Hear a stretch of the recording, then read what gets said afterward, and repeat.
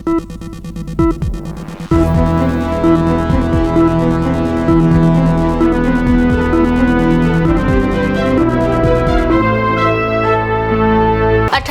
2025 लोकसभा में जन विश्वास संशोधन विधेयक 2025 यानी जन विश्वास बिल 2.0 प्रस्तुत किया गया।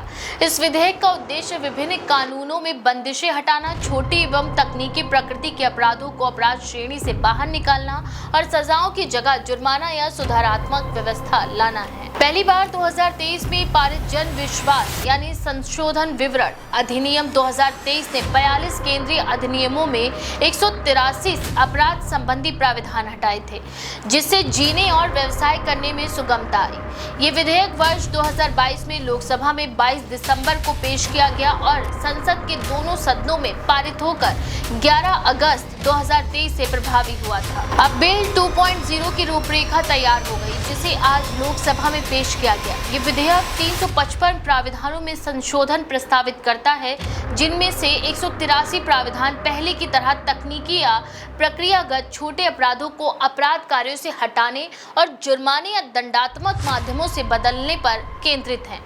इसमें सुधार नोटिस यानी इम्प्रूवमेंट नोटिस प्रणाली भी प्रस्तावित है, जिसके तहत पहली बार गलती करने पर जुर्माना लगाने की बजाय नोटिस देकर सुधार का अवसर दिया जाएगा और दंड दूसरी या उसके बाद की गई गलती पर ही लागू होगा। ये विधेयक आसान जीवन और आसान व्यापार easy of living and ease of doing businesses के दृष्टिकोण को आगे बढ़ाता है। इसका मुख्य उद्देश्य सरकार और नागरिकों या व्यवसायों के बीच विश्वास आधारित शासन को बढ़ावा देना है, जिनमें कारावास जैसी सख्त कार्यवाही की जगह प्रशासनिक सुधार और अनुपालन को प्रोत्साहन मिल सके। वित्त मंत्री निर्मला सीतारमण ने बजट भाषण 1 फरवरी 2025 में जन विश्वास बिल 2.0 की घोषणा की थी, जिसमें बताया गया था कि ये 180 से अधिक विद्यमान अपराध प्राविधानों के सफल क्रियान्वयन के बाद 100 से अधिक नए प्राविधानों को अपराध रहित करने के उद्देश्य से लाया जा रहा है। केंद्र सरकार ने इस विधेयक को तैयार करने में विभिन्न मंत्रालयों, विभागों, व्यापार मंडल और उद्योगों से विचार लिए।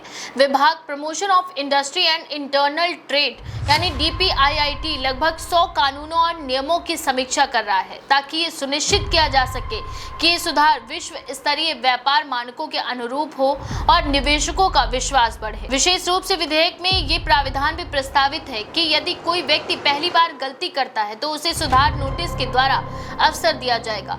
गलत तरीके से किसी गतिविधि को सुधारने का समय, जिसके बाद ही गंभीर जुर्माने या उससे बड़ा दंड लगाया जाएगा, जिससे तकनीकी अपराधों पर दंडात्मक कार्यवाही की बजाय सुधार और अनुपालन को प्रोत्साहन मिलेगा। इस सुधार का लक्ष्य स्पष्ट है: अनावश्यक कानूनी बाधाओं को कम करना, छोटे और प्रतिक्रियात्मक दोषों के लिए अत्यधिक दंड से बचना, न्याय प्रक्रिया पर बोझ कम करना और समग्र रूप से देश में कारोबार विनाशीय और नागरिक अनुकूल माहौल बनाना। अस्थिर दंड और जेल की धमकी से भय की जगह सुधार, सहयोग और सरल अनुपालन की भावना विकसित करना है। राज्य स्तर पर भी इस प्रवृत्ति के अनुरूप कदम उठाए जा रहे हैं। मध्य प्रदेश विधानसभा ने हाल ही में 7 अगस्त 2025 अपना स्वयं का जन विश्वास बिल 02 पारित किया है, जिसमें 16 राज्यों के कानून के 80 प्रावधानों में बदलाव कर छोटे अपराधों के लिए जेल की जगह दंड और जुर्माने का प्रावधान किया गया और कई पुराने कानूनों को निरस्त भी किया गया। उदाहरण के तौर पर अवैध मछली पकड़ने पर अब जेल की जगह 2 लाख का जुर्माना, गोदाम बिना लाइसेंस चलाने पर 3 लाख तक जुर्माना और रजिस्ट्रेशन न होने पर प्रदान किए आदि शामिल हैं। तेलंगाना सरकार ने भी 17 विभागों और 23 सेक्टरों में कुछ छोटे आपराधिक प्रावधानों को रद्द करने, उन्हें प्रशासनिक शुल्क या जुर्माने के बदलने और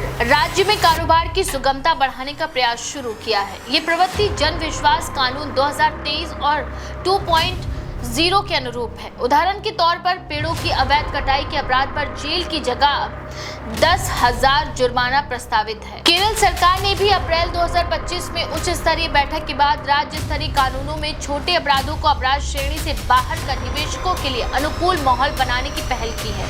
ये केंद्र के जन विश्वास अधिनियम 2023 से प्रेरित है, लेकिन इसमें राज्य के विशेष चुनौतियां जैसे ट्रेड यूनियन आंदोलन, प्रशासनिक रवैये को भी ध्यान में रखा गया है। है। संक्षेप में, जन विश्वास विधेयक 2.0 एक व्यापक और महत्वपूर्ण कानूनी सुधार है जो छोटे एवं तकनीकी अपराधों को पूंजीगत सुधारों और जुर्माने में बदलकर न्याय व्यवस्था और शासन तंत्र को अधिक भरोसेमंद, व्यवहारिक और संवेदनशील बनाता है।